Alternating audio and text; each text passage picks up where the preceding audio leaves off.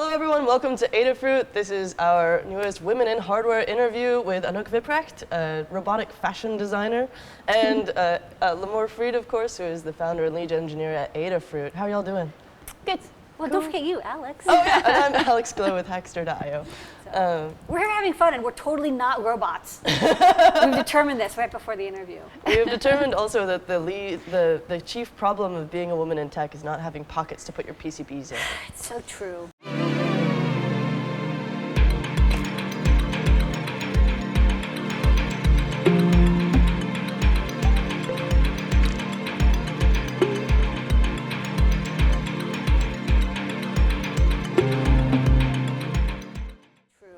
But we're here with Anouk, Yeah. and this is our interview. We're going to talk about all the cool robotics and animatronics and fashion that you do. So thank you for coming by. Sure. Yeah. And So, one thing that most people know you for, if they're familiar with your work, is your spider dress, the one that has the little legs that come out, and we can show a video.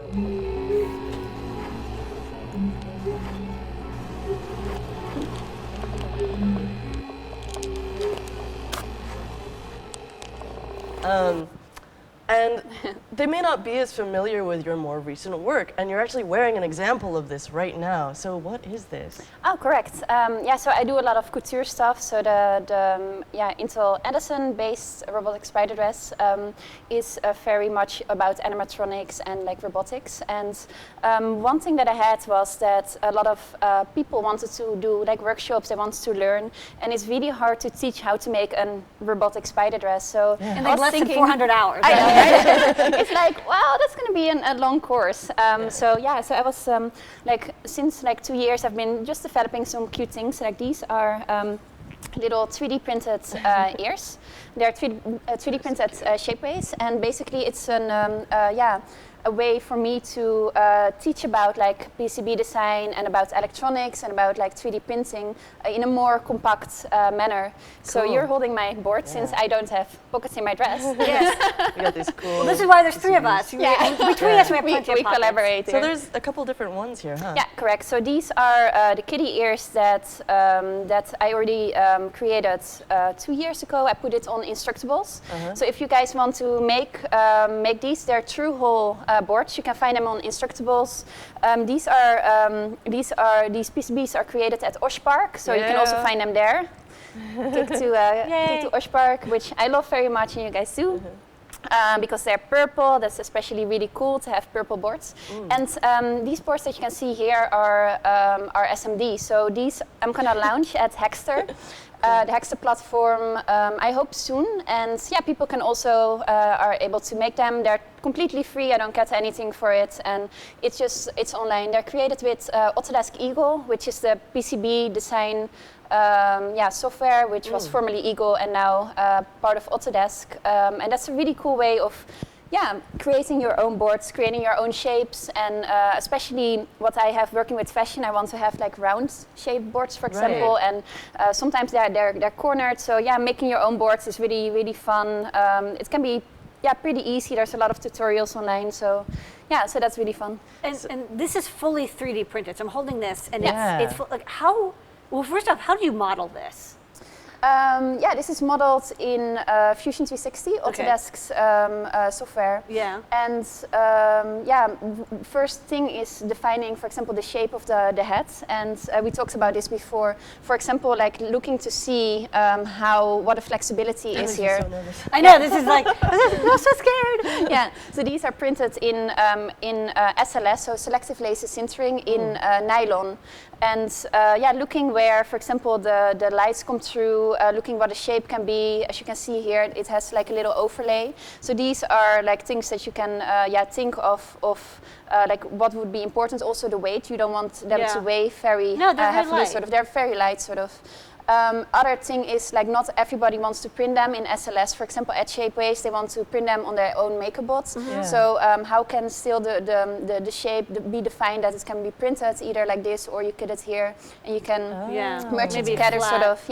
Yeah, so there's like a lot of things that you need to think of, and also like people have different shapes of heads. So as you can see here, this goes in a little bit. So for kids' heads, it's appropriate because their heads are like a little bit smaller than for big heads, and still having a correct amount of like flexibility in there, for example. So those are things that you're working with, which was for me interesting when we looked at like working for the head part, for example. So you've got this 3D printed, and then these are PCBs that you've designed, and then you order them from Oshpark, and then you do workshops where people make this, that you get the parts and they put them together? Yeah, correct.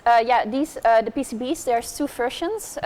We designed it with the Autodesk team to make it, like to see how we could go also to see where we could use Eagle. This was like 2 years ago. So together with Joshua Brook at Autodesk, I developed these boards. And then basically what it is, it's about like seeing like what kind of small components can you use. So here you can see an AT-Tiny. These are some LEDs. I was assuming that was an AT-Tiny. And this board is based on NeoPixels actually. Oh, okay. So So 2 versions. So then you have like a battery on this side and the controller, and then you have what looks like a switch and a photoresistor on this side.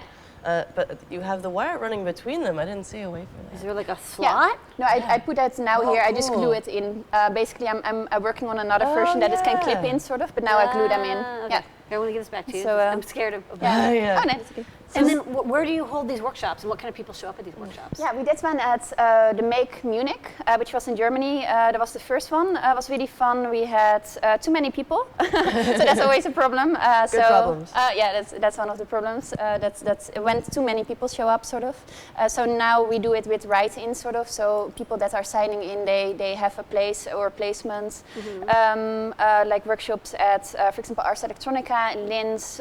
Mostly like a lot of like maker spaces. For example, wherever I go, sometimes they ask to do a workshop at Swarovski, the head office. We did a workshop with a similar. It was an Edelweiss, so it was like a little flower shape, for example. So same concept. That's so Swiss. It was really Swiss, but it was really fun. Yeah, it was a sort of we call them space Edelweiss. And for me, it's a really fun way to just work with people sort of in a short amount of time. Show them electronics, show them like PCB, and show them like things of 3D printing, and that's where everything can come together, sort of. Cool. So speaking of Fusion 360, we were both at the Autodesk residency, which you introduced me to. Yeah. And you were working with all these different amazing machines, like the 3D printers, the super intense object ones that do like 2 materials that can be fused in different ways and support material and stuff, and also like 11-axis mills and giant like water jet cutters. What are like your favorite processes to work with? Because you also sculpt things and then scan them in 3D. Yeah, correct. You're more of like a digital, hands-on.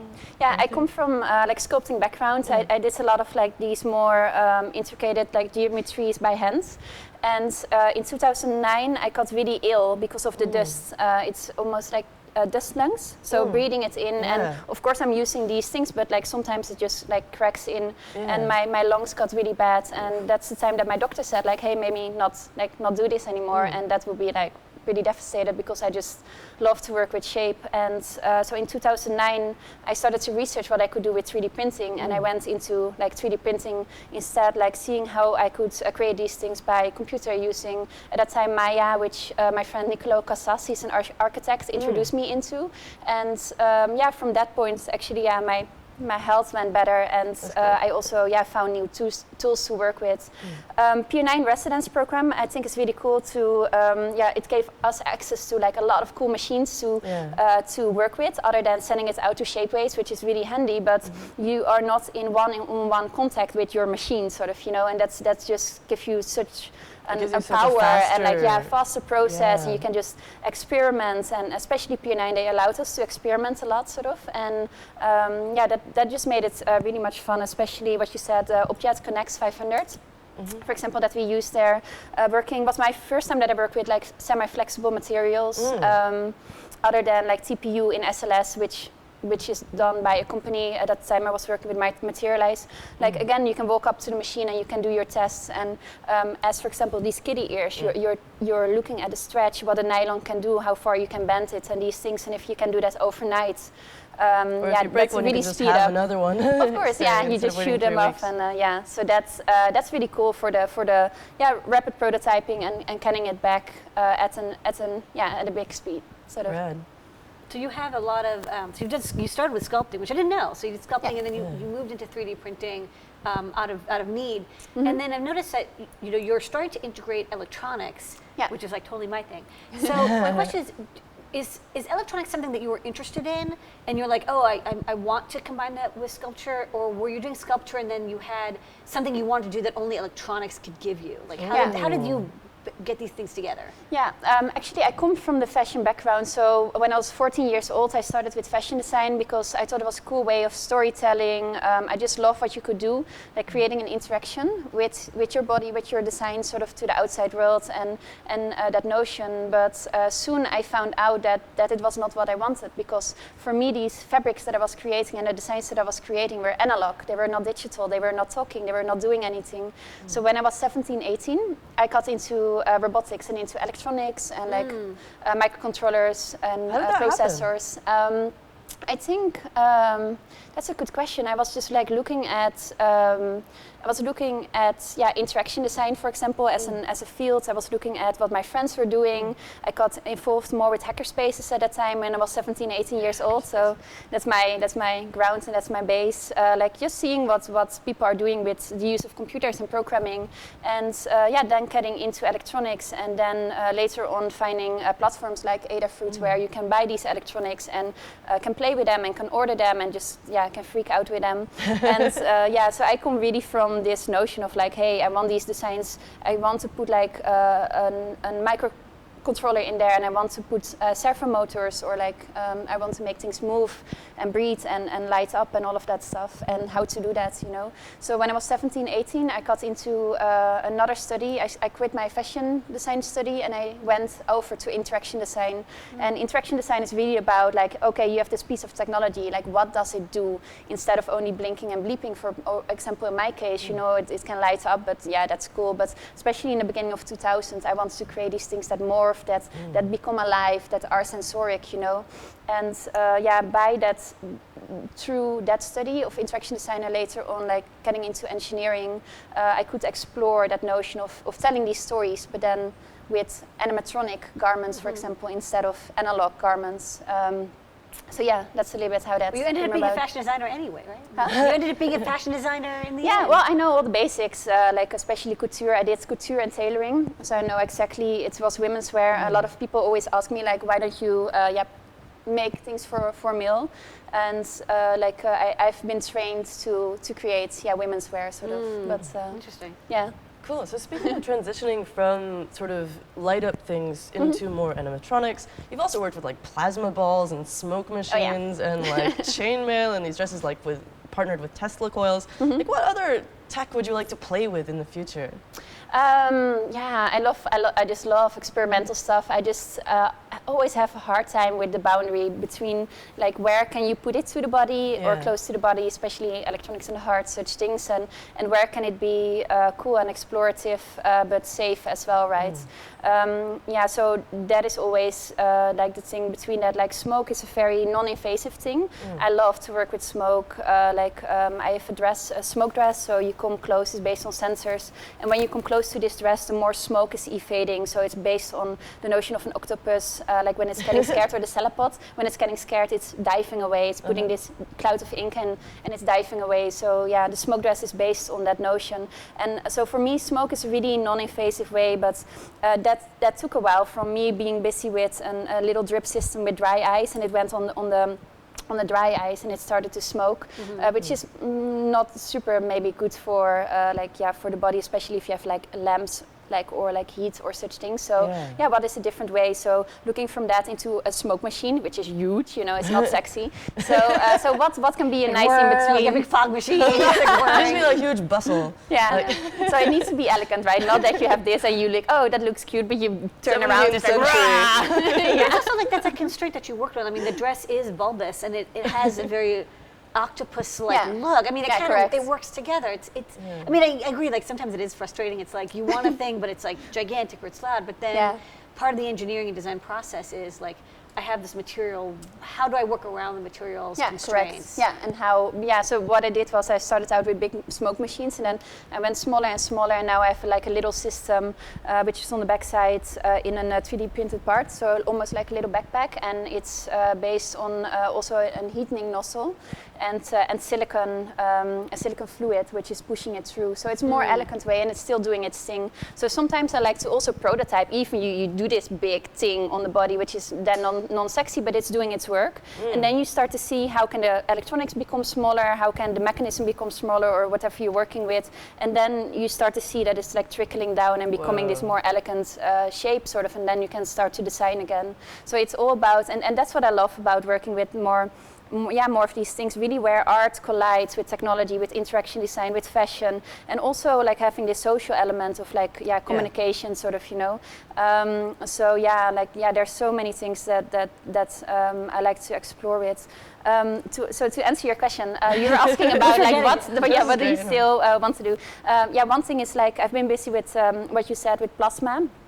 Creating a full dress out of plasma, but again, like putting like high electricity on the body is not super. But that's something that I still would like to do. Having a non-translucent. I was busy with making a glass dress, for example. Wow. And then pushing the plasma through that. Yeah. So this more octopusy feeling. You've kind of done that with fluids before, right? You were doing some of that. Fluids, it becomes really heavy then. Yeah. So that's the problem with fluids. Plasma. Then it's sexy, but really, it's less elegant by walking with it, I guess. But what I think is interesting, and this is like one side of what you do that I'm really curious about, is a lot of these bigger projects that you do, like the smoke dress or the spider dress or other projects, is you do them in partnership with other companies. How does that work? Do they come to you and say like, hey, Anouk, like we really need like a spider dress that looks really cute, or do they basically give you a lot of freedom? Like, I know it's different with every company, but can you give an example of like one collaboration that you did with a company and how that worked out? It's always different. Mostly the companies have either a thing they work towards, so it's a product, it's a show, it's a showcase, or it's a piece of technology that they want to have beta tested. And the way that I beta test it by making stuff, and then I give them a feedback report. So often, like when I work with microcontrollers and platforms, for example, they give me the microcontroller or a set of restrictions, like, okay, use this or that, but mostly not. Mostly it's a carte blanche. They give me a microcontroller and I say like, okay, it's, for example, now I'm busy with particle. They say like, okay, we have this new generation coming out, it's mesh-based, so mesh networking. And I'm like, okay, that's cool, because I'm always working for one dress. Maybe I want to do more things or more entities around this notion. Like the gloves don't have to be wired to the dress, you just have to... Yeah, and also the connectivity, because like instead of connecting to internet, it's like creating the gateway to it, and basically then you go into a conversation like, oh, that's cool, and just seeing where it really makes sense of the things that I'm doing, where I can put it in. So for example, like Intel came with the Intel-Edison, RealSense as well. RealSense I worked on Intel-Edison, and it's basically like, hey Anouk, you're a cool maker. You create cool stuff, and we have this platform, right? How can you do something with this, or how can we invite you in and you create something with this? And I say like, okay, I created a few dresses for them and with them, and then also saying like, I had a spider dress and I want to update it because I needed more, for example, especially for all these motors to work fast and to react fast. I would like to. I had a black spider dress before, and creating an albino spider dress with you using the Intel-Edison and also using respiration as an extra sensor and coupling some more sensors to it. So that became the spider dress that we showcased at CES, and that became a little bit like iconic for the maker scene because of all the animatronics. Basically, the dress, when you walk into the personal space, it has proximity sensors, so ultrasonic rangefinders, and time when you stand in front of this dress, it's attacking, and not just like one time attacking. It has like something that I call 12 states of behavior. So depending on how you walk into the personal space of the dress and where you're standing, it's reacting differently. So more aggressive, less aggressive. Sometimes when you're standing too far away, it puts its legs on the air and it says na na na na na na. You know, as if it almost wants you to provoke you. It doesn't actually play an audio file, does it? But that's up to the wearer. That would be great, though. The wearer has to provide that. But these kind of complex behaviors you couldn't do before, maybe because you had a simpler microcontroller. When you see the Edison, you're like, okay, this is a very powerful machine. So you're thinking like, what could be? Correct. Yeah, because the other thing is my designs, mostly if I develop them, what I said with the smoke dress, being from a system with dry ice and a drip system going to in steps. So that's 9 formations until it's the dress that it is now. It grows with me.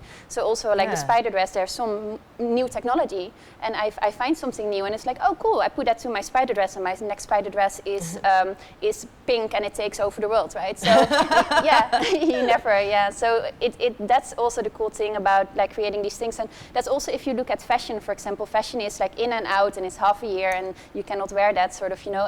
And if you look at these things and these wearables that I'm creating, and much of the community, you know, they grow with you, they get updates and upgrades, like robotics, for example, you know. And that's that makes it just such an different conversation. And I think all these conversations around it is something that brands are really interested in. You know, what is the new generation of our clothing or our robotics or like these things, you know? And the brands that I work with are really keen on finding out, and they just give me stuff, and I work with that sort of, you know. Neat. So speaking of this, like continuing and adapting your designs, also collaborations, also like the social interface between like your work and human beings, right? So you took your smoke dress and updated it to be a prosthetic for the artist Victoria Modesta, is that right? Oh, correct, yeah. And that's like even more intimate than like, it's like a more intimate connection than even just like wearing a dress, is like having it be a part of your sort of the way that you interact with everything.